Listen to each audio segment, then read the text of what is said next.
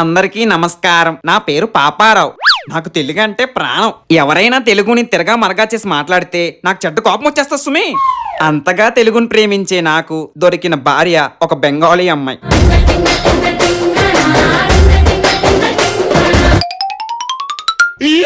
ఏం చేస్తున్నావే?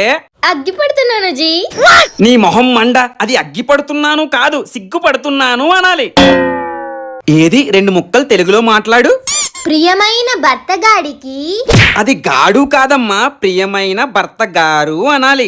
ప్రియమైన భర్త గారికి నాది పునస్కారములు. పునస్కారములు కాదు, నమస్కారములు అనాలి. నీ పిండాకుడు. నాది సరిగ్గా చెప్పడము లేదా జీ? చెప్పడం లేదు. నాకీ తెలుగు మంచిగా నేర్చుకుని అటులనే మీ వద్దకు వచ్చేదను. ఇంకీ చెవుతో ఎన్ని ఘోరమైన పదాలు వినాలో ఏంటో.